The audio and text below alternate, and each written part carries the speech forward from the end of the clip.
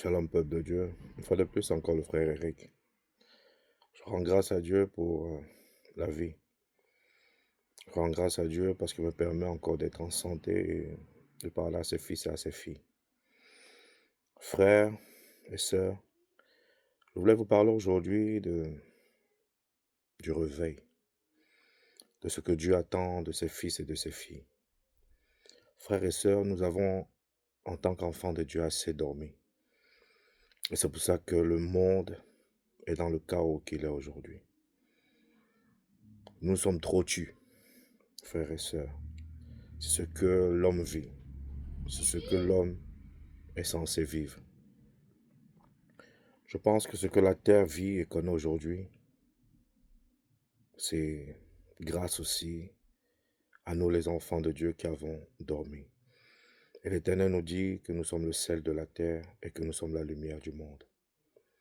Bien-aimés, j'exhorte et j'encourage chaque frère et sœur à se lever dans la prière, à se lever dans sa foi, à se lever dans l'évangélisation. Car ça ne plairait pas à qui que ce soit de voir quelqu'un périr pour l'éternité. Bien aimé, aujourd'hui, on a des frères et des sœurs dans nos familles qui ne connaissent pas Dieu, qui n'ont même jamais entendu parler de Dieu. Et souvent même nous, qui nous disons enfants de Dieu, nous ne reflétons même pas le Dieu que nous prétendons appartenir ou prétendons servir. Parce que frères et sœurs, nos vies sont indignes des enfants de Dieu. J'ai envie de rappeler aux frères et aux sœurs que on appelait les apôtres les premiers disciples chrétiens parce que ils étaient des imitateurs de Christ. On les appelait des chrétiens. Frères, j'ai envie de dire, réveillons-nous, réveillez-vous. Nous avons assez dormi. Nous avons laissé beaucoup l'ennemi prendre des décisions. Beaucoup l'ennemi prendre les devants. J'ai envie de dire une chose, c'est un plan qui a été dirigé fort par l'ennemi, orchestré fort par l'ennemi, qui est le diable, en mettant à la tête des assemblées des corrompus. Bien-aimés, je répète, des corrompus. C'est pour ça que la parole de Dieu a perdu quasi sa puissance dans la vie des enfants de Dieu. Parce que, en tant que sel de la terre, la Bible dit, si on perd notre saveur, avec quoi allons-nous assaisonner encore cette terre? Aujourd'hui, les chrétiens sont dilués. Les chrétiens ont perdu leur saveur. Les chrétiens ne font même plus peur. Il y en a beaucoup qui sont corrompus. À cause de quoi? L'argent. À cause de quoi? Le luxe. Et c'est comme ça que nos églises sont des lieux de théâtre à ciel, pas du ciel ouvert, mais à ciel fermé. Avec des pasteurs parce qu'ils ont perdu l'onction. Et ils amènent des acteurs dans les églises pour dire des bêtises, pour faire des semblants de prophétie. Tout ça orchestré peut-être le samedi, avant que le frère ou la sœur n'arrive dimanche pour faire genre devant les autres fidèles. Frère, j'ai envie de dire, le peuple de Dieu doit se repentir. Nous devons nous repentir. Nous devons nous repentir. Nous avons mal agi. Oui. Et j'ai envie de dire, frères et sœurs, que ce n'est pas trop de votre faute. Mais c'est la faute de ceux qui sont sur les pupitres. Ils ne vous ont pas prêché la vérité, frère. Et la parole de Dieu dit, vous connaîtrez la vérité, et la vérité vous rendra libre. Bien-aimés, on vous a prêché la prospérité. Je tiens à dire la prospérité, oui, ça vient de Dieu. Je ne dis pas qu'un homme de Dieu ne doit pas être prospère. Non. Mais si ce n'est que ça qui est prêché, frères et sœurs, remettez votre foi en question.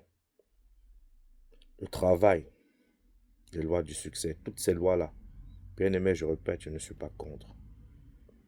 Je ne suis pas contre un chrétien qui est prospère, non. Parce que notre Dieu aussi nous dit que l'or et l'argent lui appartiennent. Mais je suis contre ce qui est prêché aujourd'hui, frère. Où on ne met que l'argent devant. J'ai envie d'appeler les pasteurs d'aujourd'hui qui ne s'appellent plus pasteurs, mais qui s'appellent des coachs. Parce que c'est motiver les gens, ce n'est pas prêcher la parole de Dieu. Bien-aimé, on a des chrétiens, et ça, je sais de quoi je parle, qui ne connaissent même pas 5 versets de la Bible. Des chrétiens qui font des mois sans ouvrir leur Bible. Et pourtant, la Bible dit que la parole de Dieu est une nourriture. On doit la manger chaque jour. Matthieu 4,4. L'homme ne vivra pas de pain seulement, mais de toute parole qui sortira de la bouche de Dieu.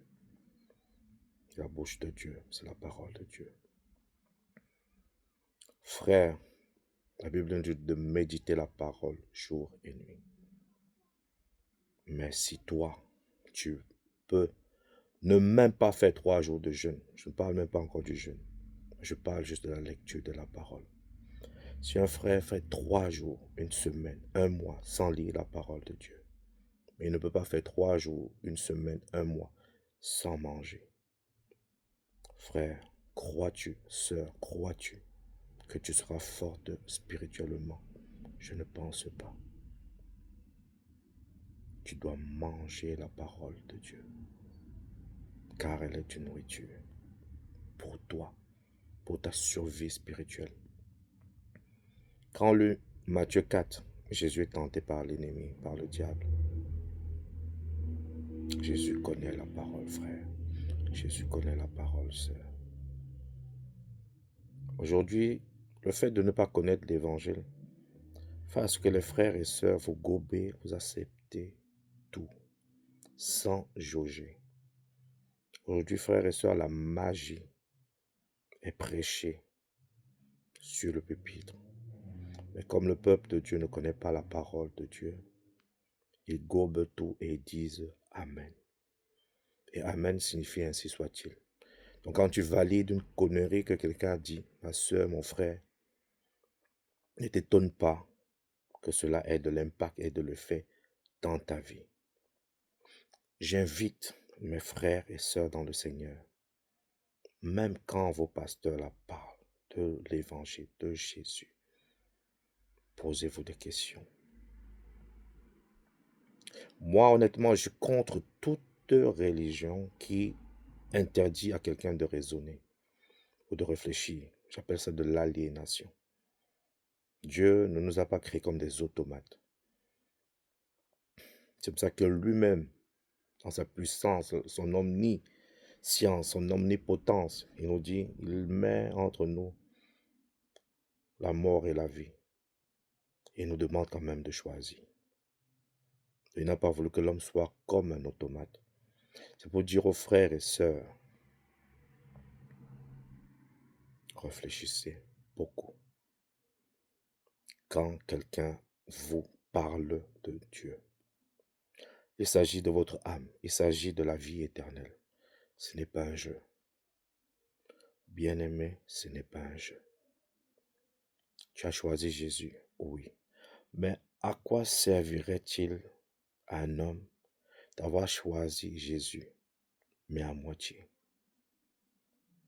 Bien-aimé, réfléchis. À quoi ça te sert de servir Jésus à 60, 80%? Les autres péchés, tu dis péché mignon. Je n'arrive pas à laisser ça. Je n'arrive pas à abandonner ça. Pourquoi? J'ai envie de dire, frères et sœurs, que ce qui va faire à ce que beaucoup n'entrent pas, c'est l'habit souillé. l'habit des noces souillé. Donc tu entres là, tu es au banquet. Jésus dit, pourquoi celui-là, son habit a des taches? On veut des habits sans taches. La Bible dit sans tache et ni ride. Pourquoi celui-là a des taches? Mettez-le dehors. Tu croyais déjà que tu entrais et que tu allais festoyer avec le maître. Mais le maître de la maison te dira, mets-toi dehors. Qui l'a fait entrer ici? Frère, ce n'est pas un jeu. J'ai souvent eu à méditer, à dire, ça sert à quoi de venir à Christ? Et ne pas se donner à 100%. Parce que 80% là, frères et sœurs, tu peux être surpris. J'ai envie de dire même peut-être c'est mieux d'arrêter la foi aujourd'hui. Ça peut choquer. Mais j'ai envie de dire c'est peut-être mieux d'arrêter la foi aujourd'hui. Mieux tu vas en boîte, tu vis la vie de débauche, mieux. Là au moins tu diras ouais, j'ai consommé le péché. Que de non, je me suis privé de ceci, je me suis privé de cela, mais je garde d'autres choses. Si tu as ce qu'on appelle péché mignon, frères et sœurs, la Bible dit venez à moi, vous tous qui êtes fatigués et chargés, et il nous donnera du repos. Dépose au pied du maître tes fardeaux et te les rendra légers. Ce n'est pas par ta propre force, frères et sœurs, que tu vas te débarrasser ou te dépouiller du vieil homme. C'est par son Saint-Esprit. L'avantage qu'on a, nous enfants de Dieu, c'est le Saint-Esprit. C'est ce que Jésus a appelé le consolateur. Sans lui, nous ne pouvons pas. Sans lui, nous n'avons pas la force.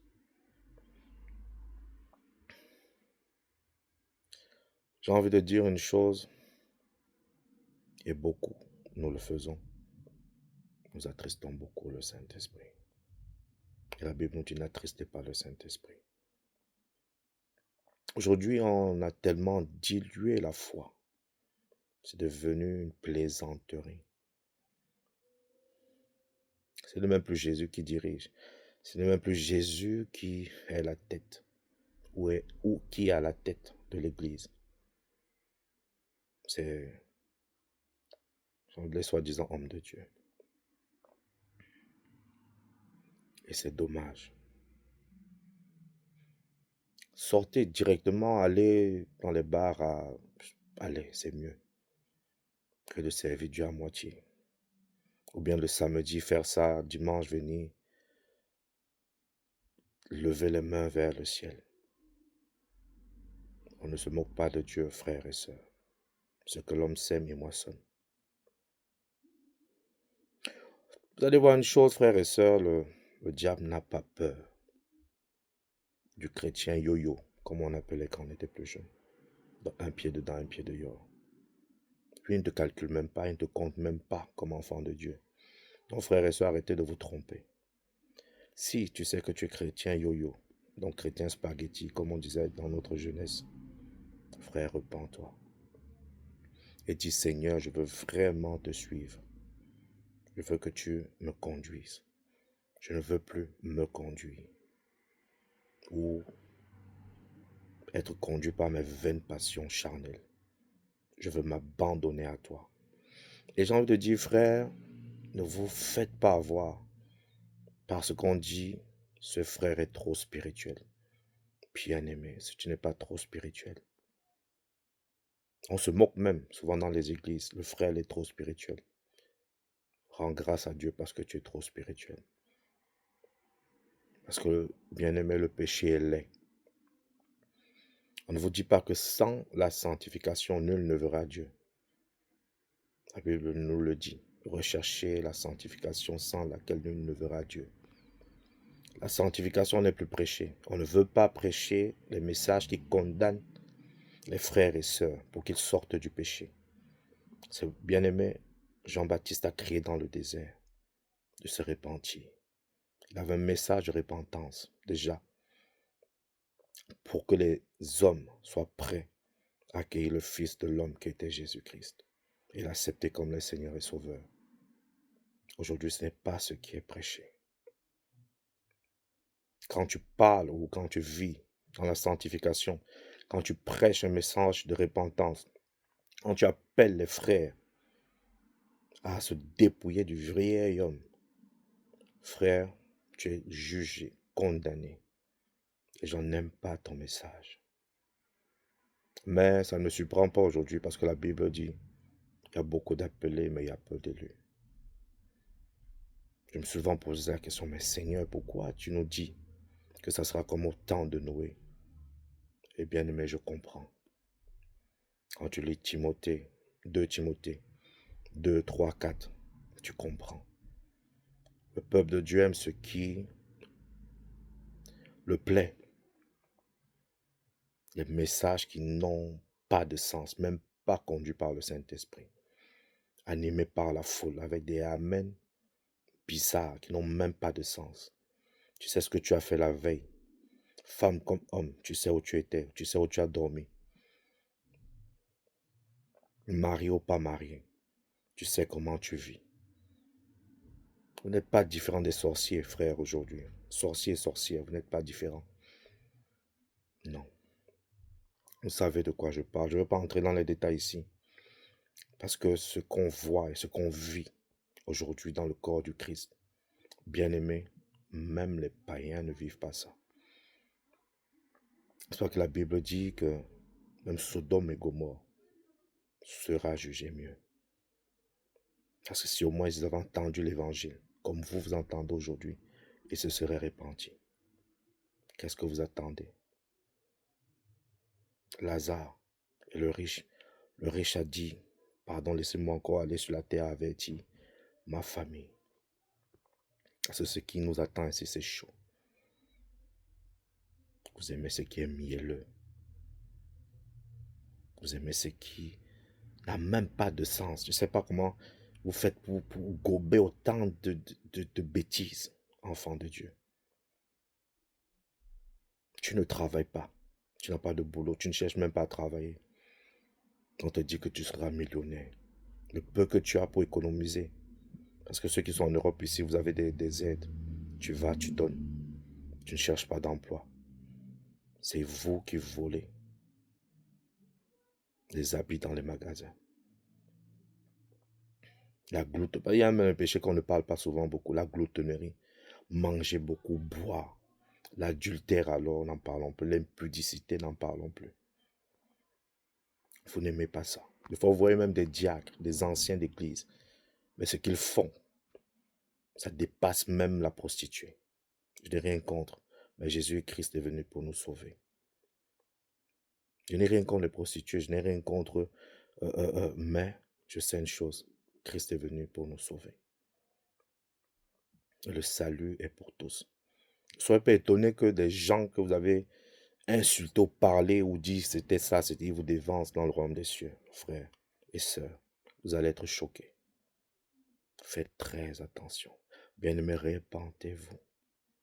Arrêtez les beaux discours qu'on vous lance dans les assemblées, que vous serez prospères, vous serez bien-aimés. Si tu es prospère, Dieu n'est pas dedans, Jésus n'est pas dedans, ça ne sert à rien. À quoi servirait-il à un homme de gagner le monde s'il perdait sa vie? Tu as tout eu, mais après quoi? Rien, Jésus n'est pas dedans. Il ne te connaît pas. Bien-aimé, j'ai médité sur la vie. Frère, quand tu prends Jérémie, quand l'Éternel dit à Jérémie, Jérémie, avant que tu ne sois dans le ventre de ta mère, je te connaissais. Donc ça veut dire qu'avant que Jérémie ne vienne, l'Éternel le connaissait. Il est venu faire sa partition sur la terre et il est parti. Après son départ, il y a une autre vie. Donc la terre n'est qu'un lieu de passage, frère. Tu vis quoi? 100 ans, ce n'est que 100 ans sur l'éternité. Avant que tu ne viennes, tu étais quelque part. Tu fais tes 100 ans, tu repars quelque part. Frère, pensez-y. Où passeras-tu ton éternité? Où passeras-tu ton éternité? Jésus est venu nous réconcilier avec notre Père. Et je ne vois pas pourquoi un enfant de Dieu aujourd'hui va être à la merci de quelqu'un pour lui dire des bêtises. Il faut le dire, des bêtises. Aujourd'hui, nos églises sont devenues comme des foires ou bien comme des ventes aux enchères. des ventes d'onction, des ventes de bénédiction, des ventes de papier, des ventes d'huile, des ventes d'eau. D'autres même vendent le riz, d'autres vendent même des parcelles dans le ciel.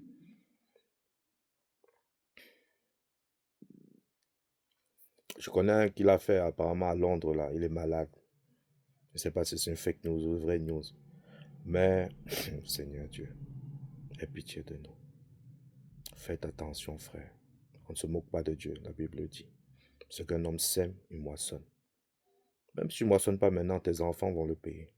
Pensez-y. Les pasteurs impudiques, là. On a même des pasteurs oubliés aujourd'hui. Ils font des réunions et tout après. Ils se disent enfants de Dieu. Et ils amènent une grande partie en enfer. Bien-aimé, posez-vous la question. Moi, j'étais jeune, converti, et ma grande sœur me disait souvent que pourquoi l'Éternel dit qu'il y a beaucoup d'appelés, peu d'élus. Et moi, honnêtement, frère et sœurs, je ne comprenais pas.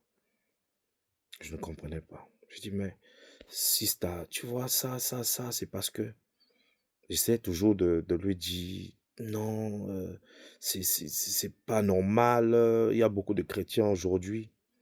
Mon frère, quand je suis entré dans le milieu, quand j'ai côtoyé les pasteurs, les anciens, les diacres, les évêques, frère, j'étais dégoûté. Ça fait plus de 30 ans que je sers le Seigneur, frère. Et j'ai compris que Jésus n'est pas un menteur. Ce qu'il disait là, il voyait déjà, il savait. Arrêtez d'aimer les beaux discours, frère. La Bible nous dit, si on a fait ça à Jésus, qui est dans le bois vert, quand sera-t-il du bois sec, nous qui prenons notre sève, notre racine à partir du Christ, frères et sœurs? Posons-nous la question. Tu vis une foi, tu n'es même pas persécuté. Ton voisin à gauche, à droite ne sait même pas que tu es enfant de Dieu. Parce que ta vie ne témoigne même pas d'un enfant de Dieu. Je veux parler des heures et des heures et des heures de notre vie médiocre des enfants de Dieu. Manquant de puissance. Manquant il n'y a même plus de miracles. Les miracles sont des faux miracles. On fait venir des gens des pays d'Asie, de n'importe où, pour épater. Des fausses prophéties. Avec des acteurs et des actrices. Avec des soi-disant onctions. Frère, arrêtez le massacre quand il est encore temps. Arrêtez. Parlez de Jésus, du véritable Jésus. L'homme a soif de Jésus. L'homme a envie d'entendre la parole de Dieu. La véritable parole de Dieu. Frère, elle est remplie de puissance.